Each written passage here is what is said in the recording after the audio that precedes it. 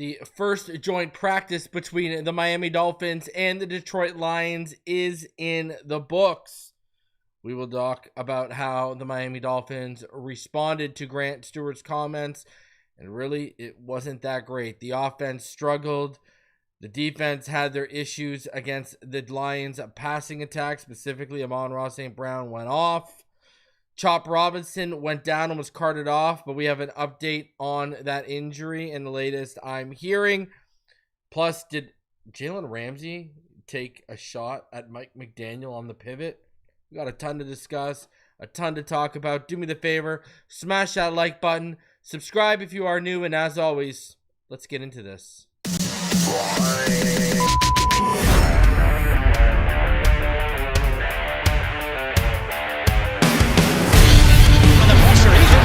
Loses the football. Touchdown! Got it! You have got to be kidding me.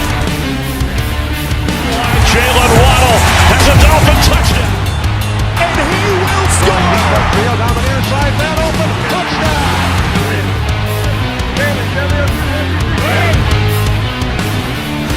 The run from Tua Tagovailoa. Touchdown! He's going deep.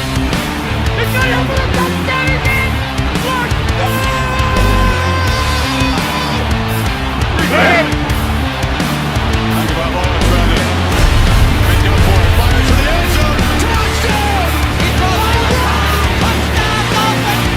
Beautiful day to be a Dolphin fan. Let's go!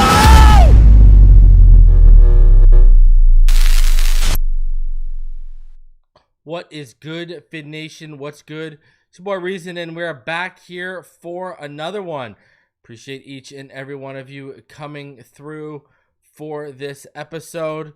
We got a lot to cover today as, man, I know everyone was a little ready to hit the panic button after the Bears joined practice while I was sipping Shirley Temples and Miami Vices down in the Bahamas, and today is not going to put any of those chicken littles to rest by any stretch of the imagination, and we are going to go into the details of that all. I will be down next week for the August 19th and 20th practices, as well as the joint practice against the Jacksonville Jaguars. Man, Air Canada going on strike this weekend with their flight attendants, so I had to go out there and rebook potential backup flights because I'm expecting cancellations to start on Thursday. So I went out there, but I'm still locked in. We're still going to be down there. Y'all know what time it is. And I will be live when I get back to the Airbnb right after every single practice to keep you guys informed. So a lot coming your way. Now, I've had a few people hit me up. I've had Patrons hit me up. I've had people on X. I've had emails regarding this. Because I was not around at the time, I was, again, in Bahamas celebrating my 10-year anniversary. A lot of people want to know what my thoughts are on the Zach Sieler contract. I love it. I think, I've said since we drafted Kenneth Grant, locking down Zach Sieler, so you at least know you got his Kenneth Grant's interior partner here for a little bit of time makes a ton of sense in the world. And I was already preaching Zach Sieler, in my opinion, deserved big money and a long-term extension more than really a lot of the money that's been handed out to almost every player in the Flores McDaniel regime. So I'm happy with it. I think it's smart. I think, what we saw from Kenneth Grant in week 1 of the preseason, as well as Jordan Phillips and Zeke Biggers, added to what we already have with that, pretty deep edge room.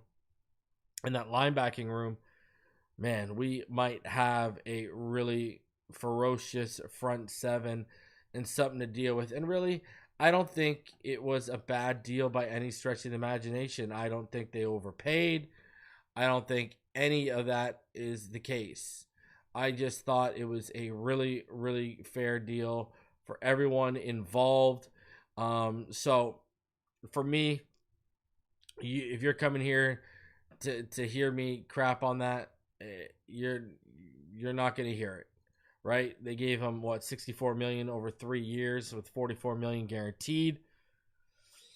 Cheaper than Christian Wilkins, healthier, and quite frankly, better.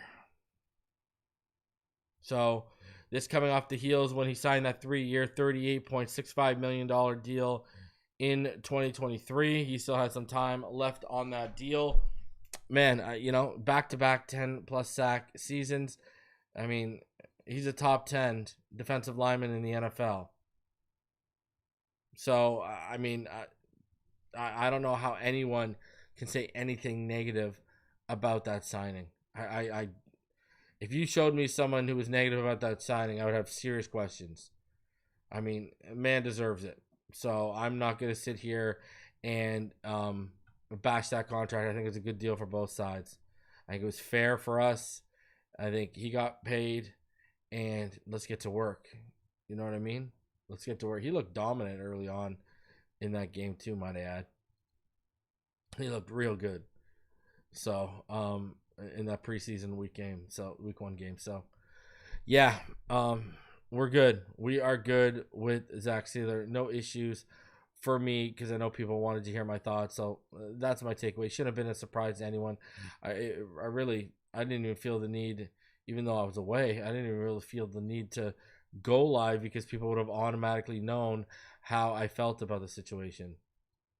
Right? So, yeah, I'm happy with it. Chalk me up as one of those people that are happy. Now, moving on here. All right. We got Grant Stewart was out here talking his ish yesterday. And I just want to say this. Julian Hill beat Grant Stewart in one-on-ones over the top. You getting mossed. You talking all this smack, and then you out here getting mossed by Julian Hill. Please. Grant Stewart talking all that. And Shedeur Sanders, if you guys didn't see it, if you guys liked what you saw in week 1, apparently he's injured his oblique in practice today. So it doesn't look like Shedeur is going to be practicing the rest of the week or playing in that game on Saturday. So, and I just want to shout this man out. Shout out to Travis Wingfield, for keeping those facts in check on X. I appreciate you, Travis. You're the absolute man. Matthew says, Sieler's my GOAT, waiting for the rivalry uni to drop so I can snag his. Yeah, I'm definitely getting the rivalry jersey. I don't know who I'm getting yet. It's probably going to be A-Chan or Chop for me. So I'm thinking A-Chan, to be completely honest with you. So, yeah. Oh, I love it. It's absolutely beautiful stuff. So that's what you're gonna. I can't wait to see what these uniforms look like, and we're only like 2 weeks away from seeing them, right? So I can't wait to see what they're gonna look like at all. So I'm probably gonna go A-Chan with that. Shout out to everyone in the chat already coming through. I appreciate all of you. Shout out to Matthew Goated 775, not Matthew Gallagher, but Matthew Goated. He said, "Sup, reason. Hope you and the fam are well." Man, we're doing good. Just living off that, coming off that Bahamas high, and then next week I'm back at it in Miami. I can't wait to get back into the sun. I'm not gonna lie. I'm not gonna lie. I can't wait to get back into the sun next week, even though I know while I'm down there and it's beating on me first thing in the morning, I'm going to be hating life for a little bit. But, man, football takes the pain away. So I can't wait to get down there. Good food, have some good hangouts, and watch some football. And hopefully, I see a better joint practice with the Jags and what the Dolphins have showed through 2 joint practices already. And I got to say this. Guys, we talked about this, on the weekend when I came back here. Guys, we beat up on the Eagles a couple years ago. Even Eagles, to the point Eagles players thought we were going to the Super Bowl. And what happened? They went to the Super Bowl, and we were sitting at home eating, Doritos. I mean, that's the reality of the situation. So, yes, am I concerned with how things are going so far with training camp? There's definitely some cause for concern here. I will also say, in all fairness, against the Bears on Sunday, did that look like a team that was getting bullied the Friday before? So we'll see how they respond tomorrow. We're going to get into it all. And plus, we got the preseason game to play. So we got a lot to get into. Let's hop right into it, because there is just so much to go over. And as usual, we're going to start with Travis Wingfield and everything he had to say. We're also going to get into some of Tua's post-game comments, what Ramsey said. I'm going to show you what some of the Detroit Lions beat writers are saying. Got a lot to cover here. All right, so let's start off with Travis Wingfield, and this is what he saw today. So Tua's first rep in 7 vs. 7s was a dot up the middle sideline to Achane for an explosive, call it 40, caught in stride. Amon-Ra St. Brown is a great challenge for the Dolphins corners. He's an artist of a route runner.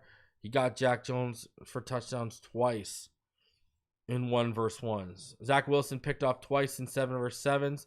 First was a batted pass straight in the air. Second was underthrown on a vertical, and the DB made a leap and grab. Oh, there's that underthrown word. We've seen that in real time, and he's only played one preseason game as a Dolphin. Andrew Armstrong and Theo Weiss had nice 1 vs. 1 periods.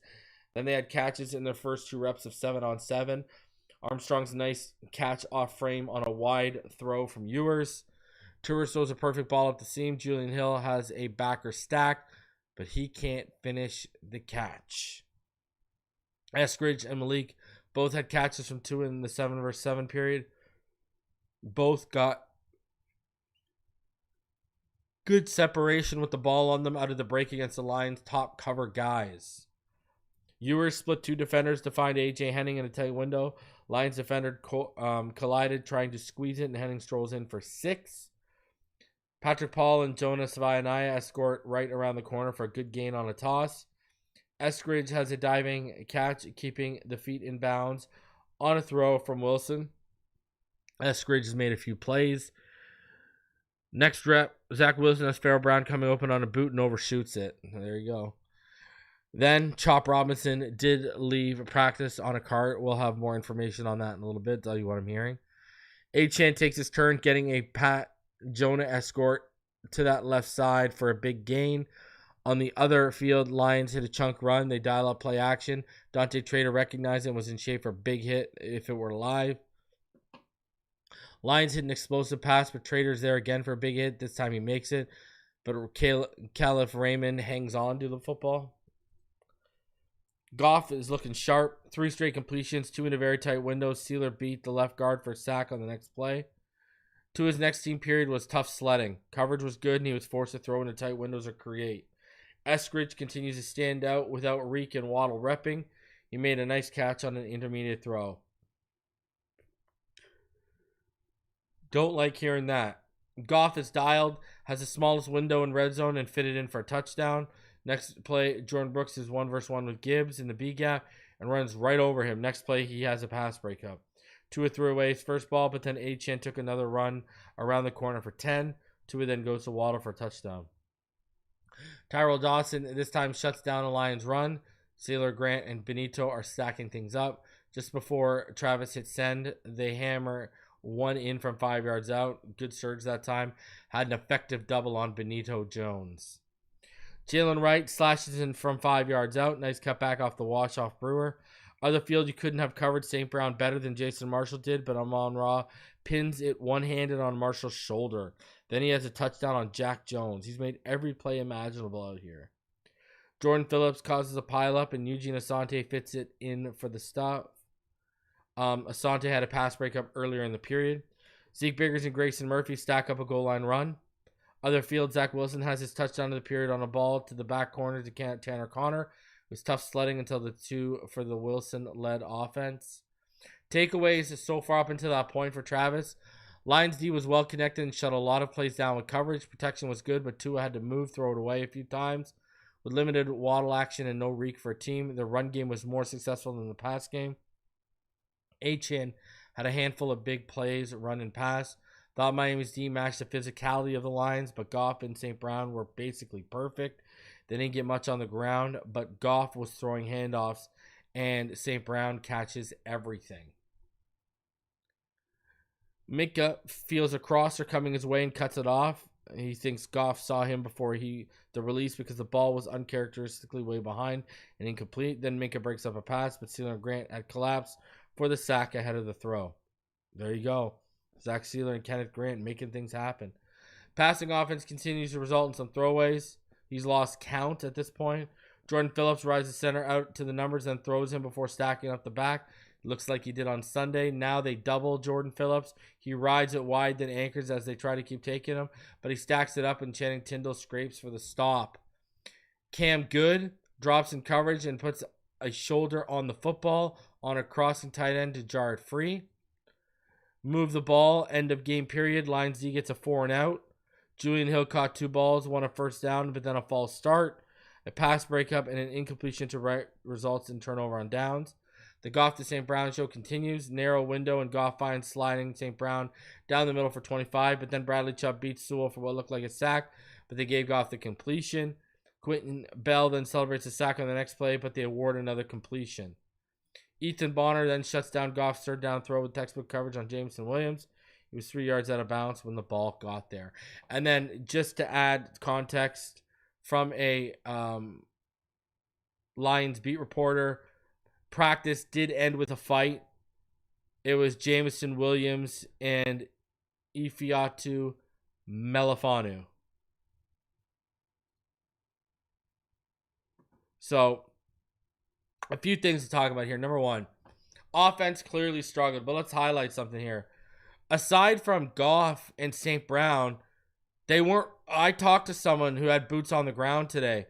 They did not. Their run game wasn't really doing much against us. Our run defense is crazy.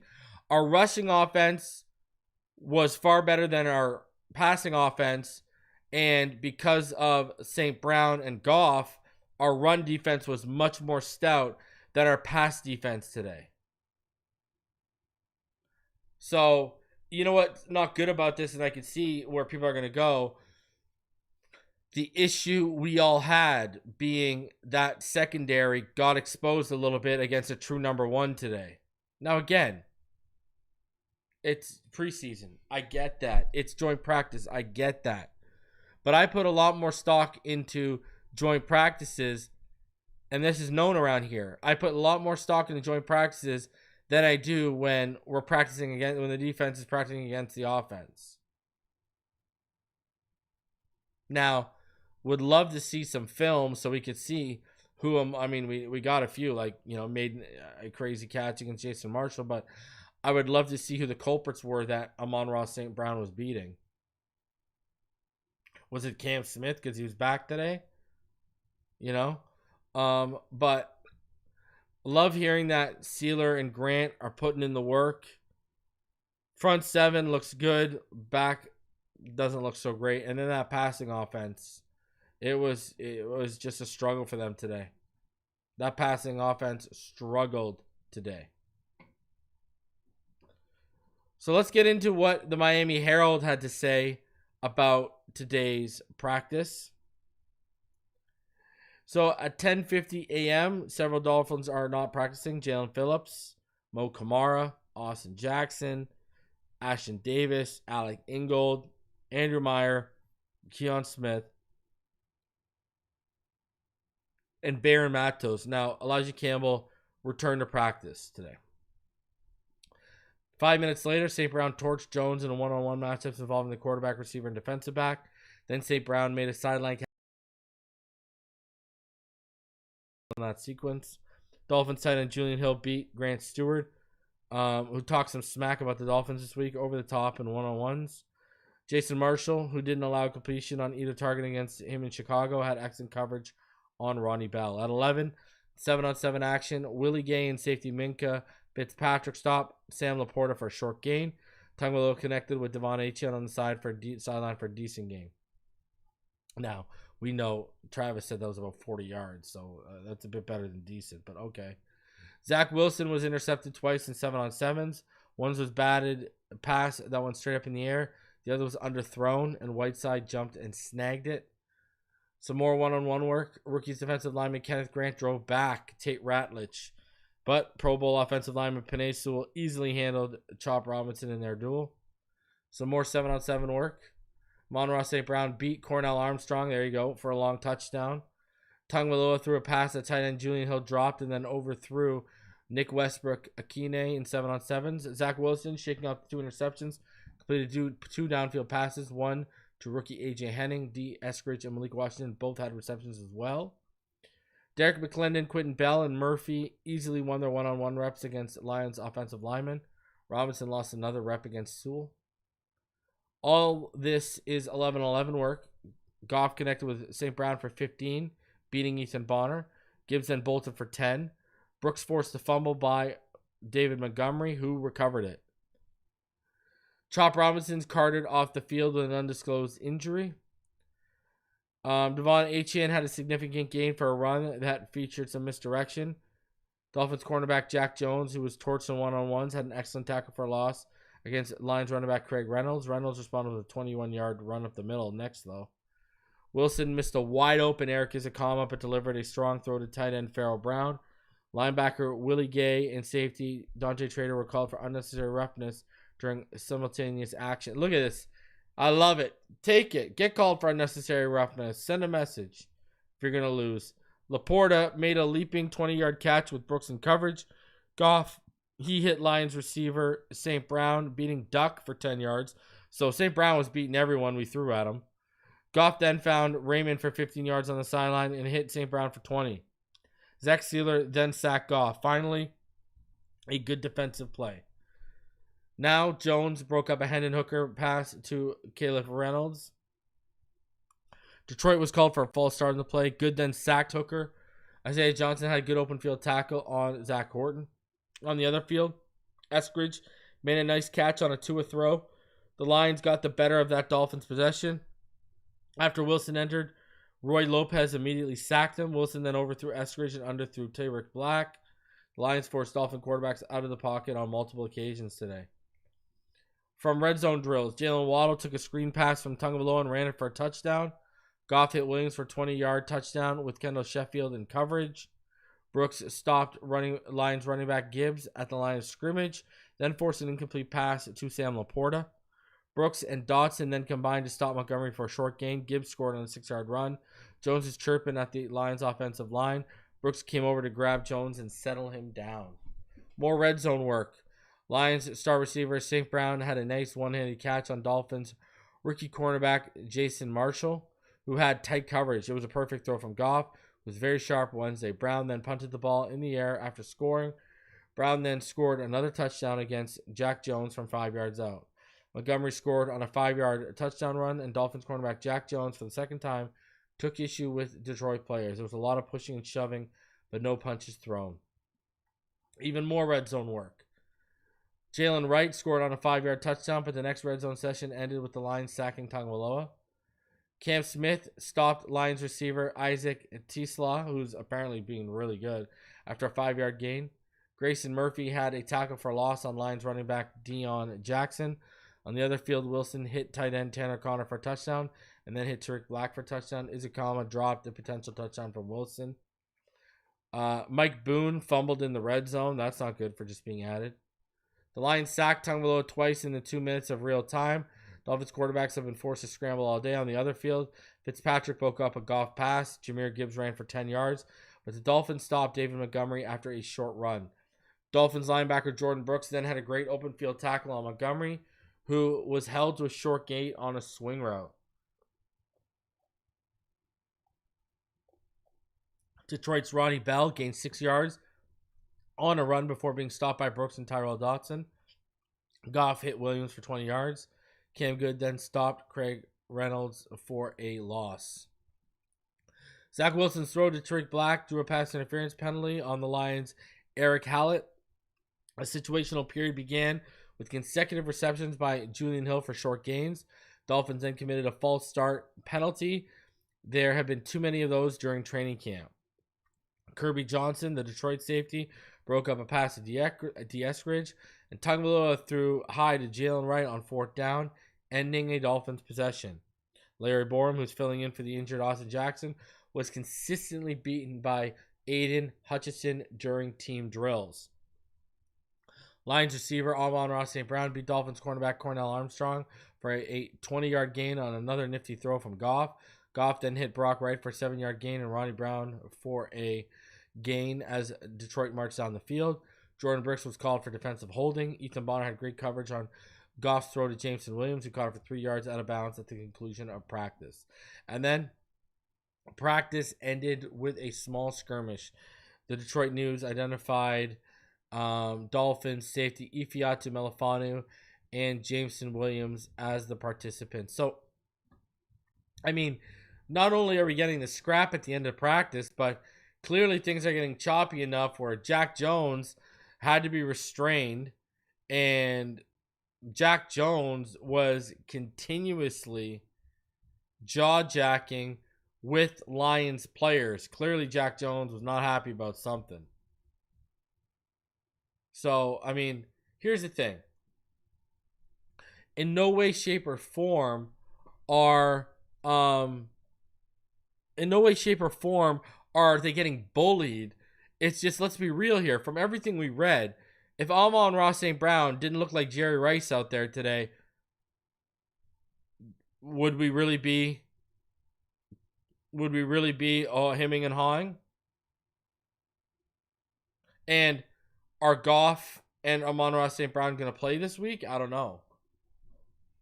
Now, that's not an excuse. I'm not using that as an excuse, because if it was a real life game, you got to find a way to stop the guy.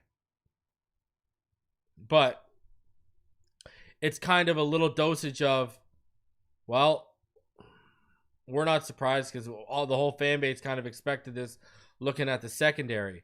When you get a true dog number one coming in here with an accurate quarterback, you know, it was issues. Right? And it sound, you know, our offense, our passing game was up and down. That's the fact of the matter. I mean, I can't believe Zach Wilson's out here throwing multiple picks and 7-on-7s. But on the flip side, you know, we don't even have a true one today. Waddle was out there a little bit. He, from what I understand, he wasn't a full go. He did play, but he wasn't like every snap out there. No Tyreek. You know? So, you know, listen, I can't sit here and say that they're soft or getting bullied around when the defense is clearly getting in the face of the Lions, scrapping with the Lions, jaw-jacking the Lions. You know what I mean? Clearly. So, and, you know, go to Travis, his report. Jonah and Patrick Paul were creating lanes in the run game. You know, if you're soft, you ain't going to win in the run game.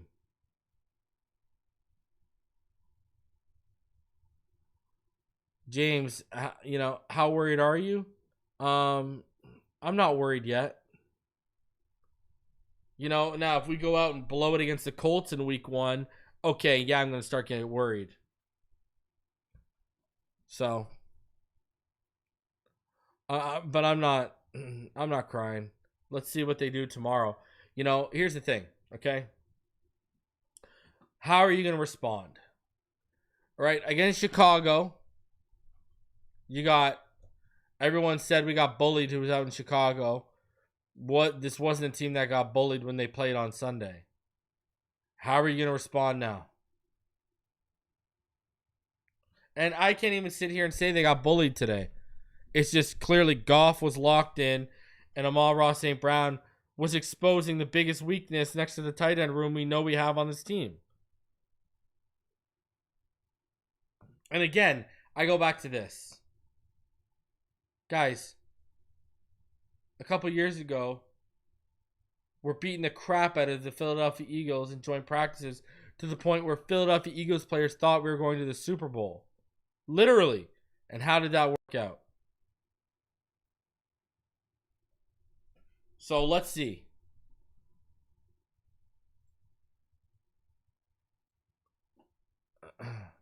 None of this stuff matters until the wins and losses start mattering.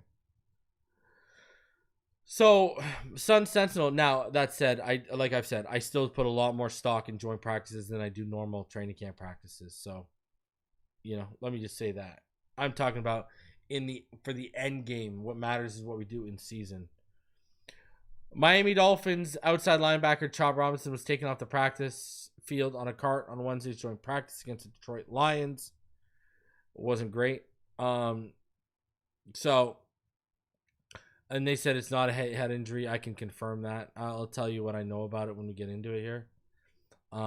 So here's some observations they had. It was a lopsided joint practice where the Dolphins offense rarely made much happen, and the defense was torn up by Jared Goff and Amon-Ra St. Brown. St. Brown was having his way with Jack Jones and whoever else. And we saw that, right? You know, we've been through multiple updates now, and we've seen every name in the book from Cornell Robinson to Sheffield to, Jack Jones. Doesn't matter. They're all getting shredded. The All-Pro selection the past 2 years had a pair of touchdown receptions in red zone drill, and he punted the ball in the air after one of those catches. St. Brown also got the best of Jones in a one-on-one rep. Tagovailoa was sacked several times. 11-11 drill started with him sacked. He was a victim to back-to-back sacks on the later drive. Though the combination of leaky pass protection and Detroit coverage in the secondary, Tagovailoa did not throw an interception after he threw 3 against Chicago last Friday. He was forced into several throwaways. Tyreek Hill was not seen doing any drill work against the Lions, and Jalen Waddle was limited in team drills with a restricted snap count. Most likely McDaniel will be very judicious in utilizing either receiver, who McDaniel said are day-to-day. Waddle appeared to score a touchdown from Tagovailoa on a screen pass in the red zone drill. The officials may have ruled that he would have been tackled as Waddle put moves on the on the Lions DBs. Tagovailoa hit Achane down the sideline in an early 7-on-7 play. Sewell stopped Robinson one-on-one before Robinson got hurt. It's no surprise that Sewell is one of the best in the league, so he gives Robinson good competition to go against. The day started a little better for the offense early on when Julian Hill beat Grant Stewart for a reception in an early one-on-one drill. So Stewart was later seen tracking Ollie Gordon on a wide run and tackling to the ground. In O-line, D-line one-on-ones, Aiden Hutchinson started by swooping around Dolphins Larry Borom. Patrick Paul forced a rush by edge Mitchell Agude to go wide. Kenneth Grant, the first-round pick, won a one-on-one rep versus Tate Ratledge, which I heard he dominated him on it. Jackson Carvin and Braden Daniels were seen winning reps. Zach Wilson was intercepted twice in 7-on-7, first by Ian Kenley off a deflection and then by Nick Westside. Wilson responded to those INTs with a nice pair of throws, one downfield to A.J. Henning. Tagovailoa overthrew Akine over the top in a 7-on-7. Julian Hill earlier was open over the top but dropped the pass. To start 11-11 work, Tagovailoa was sacked. Sacks seemed to come from the vicinity of Paul. Achane was also in pass protection. Achane had a nice gain coming around on a run with some misdirection. Aaron Brewer was getting after it, finding someone to block downfield. On back-to-back, Wilson throws to deep sideline, one overthrow to Eskridge. He had an underthrow to Tariq Black.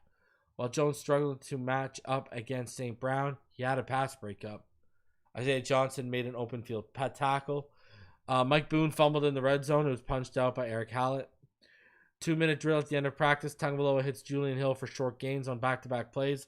On 3rd and 4, Borom flagged for a false start. On 3rd and 9 from the 21-yard line, Lions break up a pass to Eskridge. On 4th and 9, Tagovailoa pass to Jalen Wright, sails high and is incomplete. Turnover on downs. On the 2-minute defensive drill, Goff 25-yard completion to St. Brown. Goff to Shane Zylstra, complete for the 19-yard line.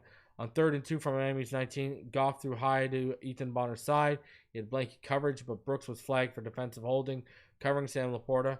Goff was 4 for 5 passing on the possession.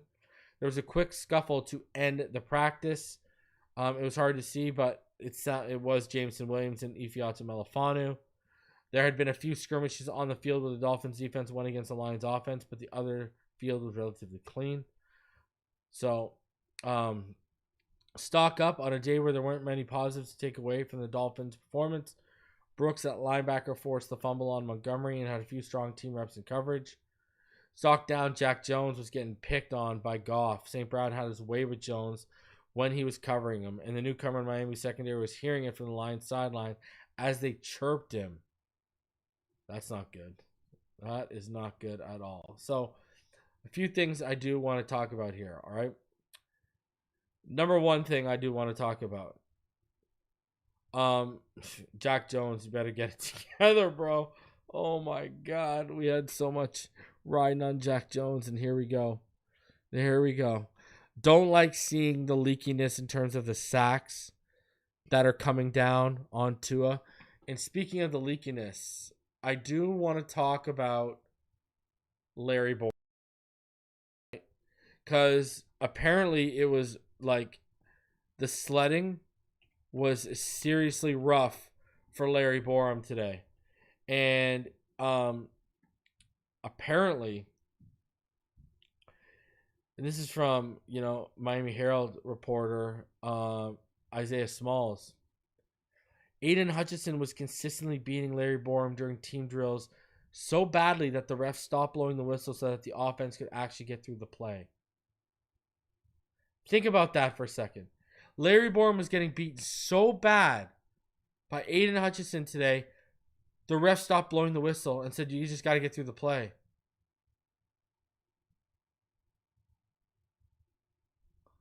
Ryder McConville comes through and says, 0-2 looks like we're not going to the joint practice playoffs.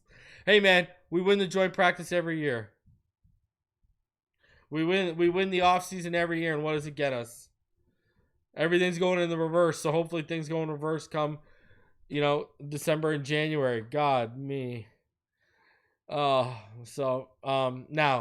Chop Robinson. Everyone wants to know what happened with Chop Robinson. Chop Robinson did tweet, I'm good, y'all, nothing serious.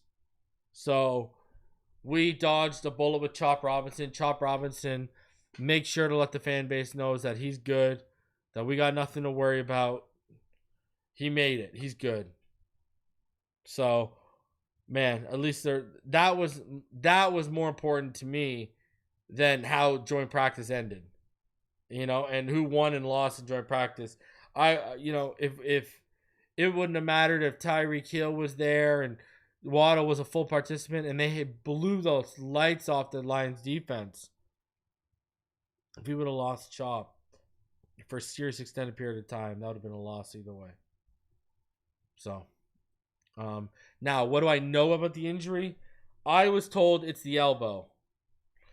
And I was told it's nothing really serious. And the reason why I was told he was carted off was because it was a long distance to the locker room.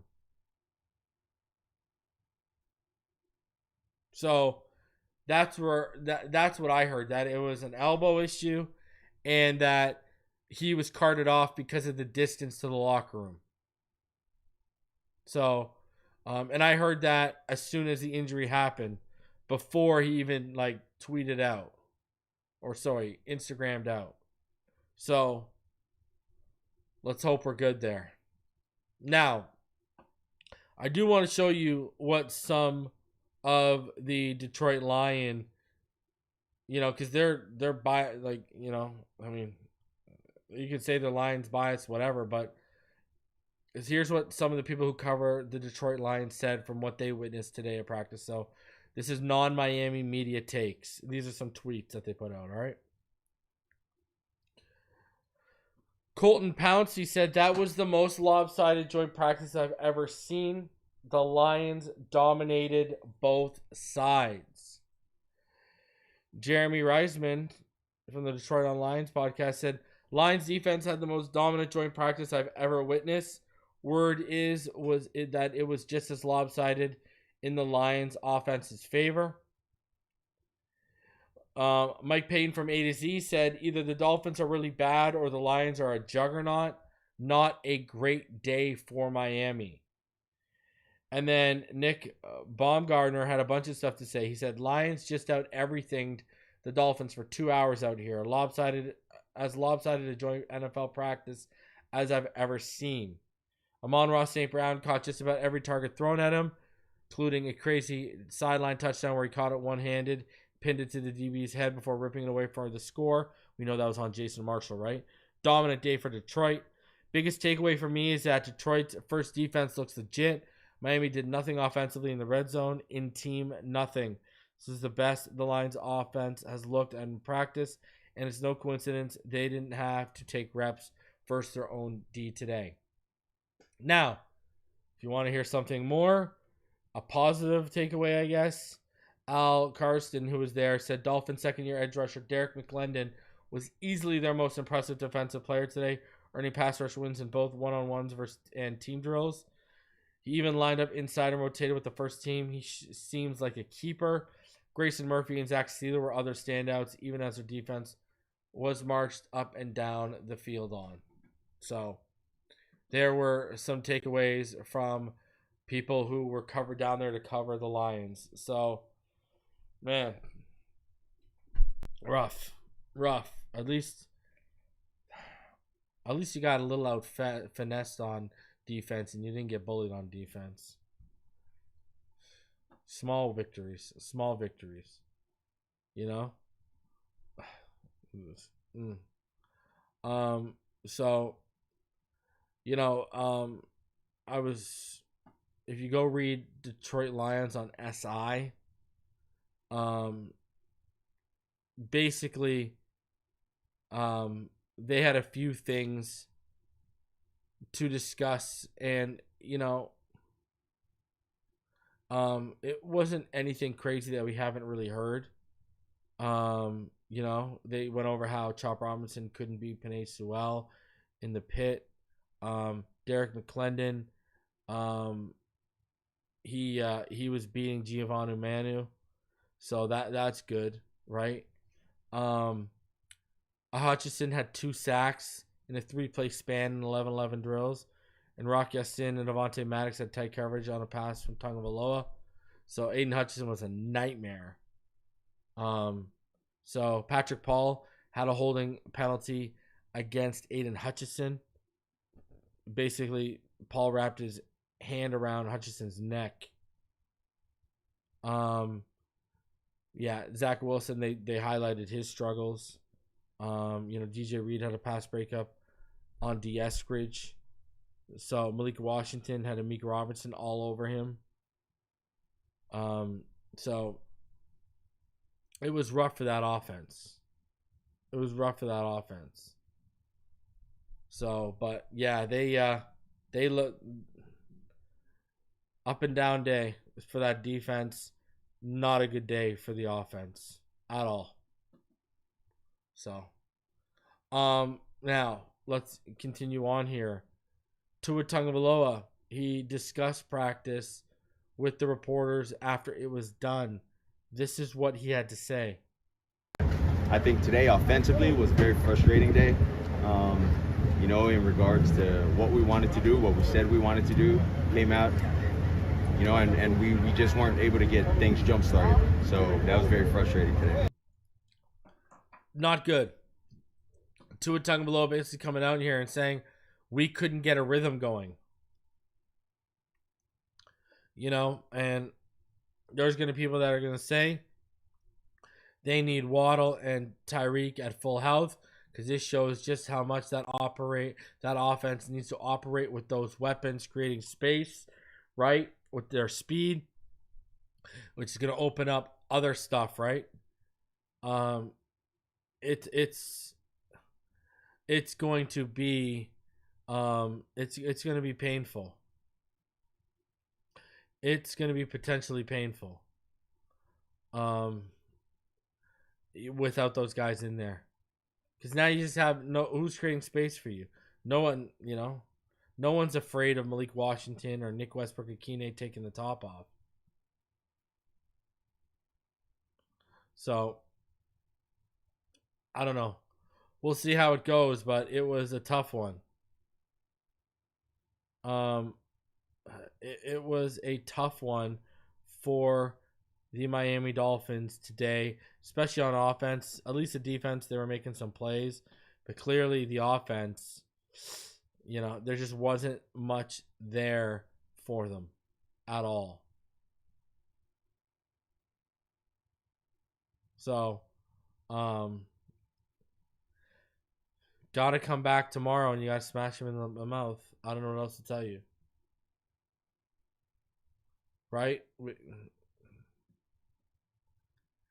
We'll see. I still don't think they're beating I still don't think they're losing to the Colts in week 1. So it just, in a timing offense that's predicated on speed, you're gonna feel the effects even when the quarterback's in there if you don't have Waddle and Tyreek. It's the way this guy's designed it. So, for good or for bad. 400 of you in the room. Smash that like button. Subscribe if you are new. Now, let's go ahead and talk about Jalen Ramsey. All right? We got a lot to talk about with Jalen Ramsey. But before we do talk about Jalen Ramsey, Josh Miller says we are closer to competing for a top 10 pick than they are for a playoff spot. The lack of energy put in the building, the offensive line is the NFL's version of treason. I still don't believe that. I still believe in this roster a little bit. I think what scares me too is the reason we won games despite Flo and McStuffins bad leadership. What scares me is we are closer to, I think we're closer to 9-8 or 8-9 than we are to this thing bottoming it out for a top 10 pick. That's what worries me. You know, you're closer to middle of the pack picking. I would prefer, hey, either you make the playoffs and pick in the late 20s or hopefully the last pick by winning the Super Bowl, or you're picking in the top 10, top 5. It's the people that, you know, we saw this through the Tannehill area when you're stuck in between that. That's what I don't want. That's what I don't want to see. Either everyone stays healthy and we ball out, or these guys get hurt, go down, and you put out Quinn Ewers and everyone and just see what you got. And because if the ship sinks, well, at least you can go get some good picks next year. So, but also, shout out to the sponsor of today's video. That would be Clean the World. Clean the World works with over 8,300 hospitality partners to divert their soap bars and plastic amenities from landfills and recycle the collected soap into new bars. By doing so, Clean the World helps reduce pollution, save water, and decrease the carbon footprint of thousands of hotels globally, while helping improve the lives of women, children, and communities. Since it was established in 2009, Clean the World has distributed over 80 million bars of soap. The organization has also diverted 9 million pounds of plastic amenity bottles and over 29 million pounds of total waste from landfills. Help Clean the World Foundation provide an estimated 17 billion individual hand washes to those in need across the globe. By recycling soap and other discarded hygiene products, Clean the World saves lives with items that traditionally end up in landfills. You can donate or you can volunteer to help Clean the World's cause at cleantheworld.org. That's cleantheworld.org. Man, I say it all the time. I probably sound like a broken record by now. If you're going to support one of my sponsors, just make sure it's Clean the World. They are doing absolutely fantastic stuff over there. All right? So shout out to Sean and shout out to everyone over at Clean the World. Fantastic people doing fantastic work. All right. Now, Jalen Ramsey. He went ahead and he had some there's an interesting clip that came out regarding what he said on the pivot. Let's talk about it. It was in the works for a little minute, I would say. Something else. Miami. It was in the works, but things had to get put together the right way. Things had to come together from my standpoint to the Dolphins to the Steelers. I think all of us had to come to a, I guess you could say, agreement. We all had to come to a consensus on what it would be. I do appreciate the Dolphins and them working with me and David. You know, not just, hey, this team called and, you know, we're going to send you here and this and that. Like, it wasn't any of that. It was very open communication with, this is, you know, y'all been good to us. I've been good to y'all. Like, let's do it the right way. Let's go to a team that's going to be able to compete. Let's go to a team where there's a lot of respect for the head coach in there and, you know, the staff, a place where I can continue developing, playing at a high level, maybe be versatile. And then, you know, I had to let David do his thing too. You know, the money was involved. So he did his thing with that. And then, you know, obviously the Steelers, you know, they really wanted me here. And, you know, at the end of the day, I wanted to be here as well. And so I just it got to a certain point where I was like, everything is good on my end. Let's get the business handled. Y'all do that part and y'all let me know when it's a go. So that kind of took a little minute to get done. But once that got done, it was like, let's go. So everyone's taking the comment he made there regarding the head coach situation. Everyone's taking that as a shot to McDaniel. Honestly, I kind of do see it as a shot at McDaniel. You know, I mean, why did we have to throw in? You know, you could have just said, you know, they made sure I went to a team that was competing. But instead, he made sure, let's go to a team where there's a lot of respect for the head coach. And we know there was the disconnect between Ramsey and McDaniel. It's clearly he's once again rubbing in the fact that, hey, I don't respect you, and there might be other people out there that don't respect you. So, I mean, I don't know. You know, I think that was intentional. It is what it is. I mean, we all know how he feels about the head coach. So, you know, and we can all pretty much agree Mike Tomlin's respected much more than Mike McDaniel around the league. So, guys, smash that like button. Subscribe if you're new. Let me know if you think Jalen Ramsey took a shot at McDaniel. Give me your thoughts on what happened at joint practice today in the comments below. I'll see you on the next one. We'll be live tomorrow.